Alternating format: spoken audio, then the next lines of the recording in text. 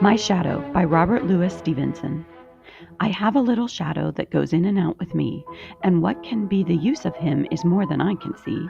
He is very, very like me from the heels up to the head, and I see him jump before me when I jump into my bed. The funniest thing about him is the way he likes to grow, not at all like proper children, which is always very slow, for he sometimes shoots up taller than an India rubber ball, and sometimes he gets so little that there's none of him at all. He hasn't got a notion of how children ought to play, and can only make a fool of me in every sort of way. He stays so close beside me, he's a coward, you can see. I'd think it shame to stick to Nursey as that shadow sticks to me.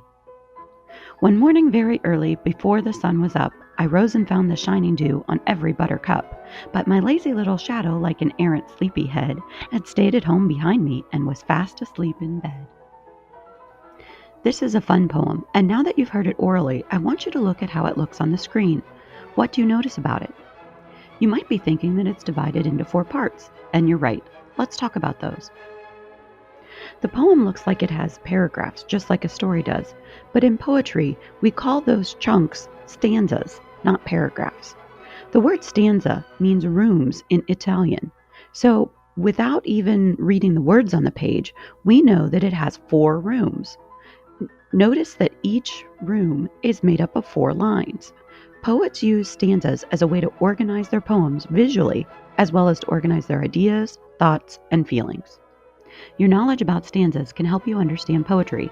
By looking at how many stanzas there are and looking at why the author chose to separate them out, you get a better understanding of the poem. In this poem, the first stanza is about the author having a shadow and not completely understanding why.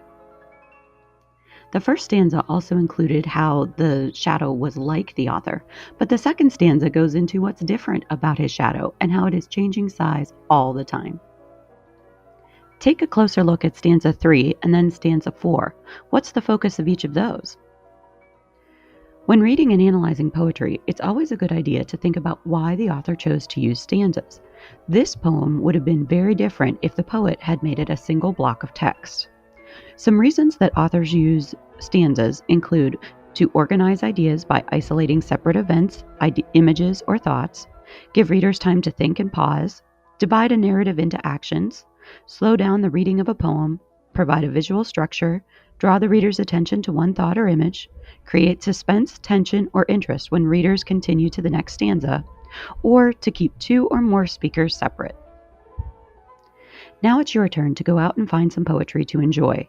As you do, remember to look at the stanzas and think about why the author chose to use them.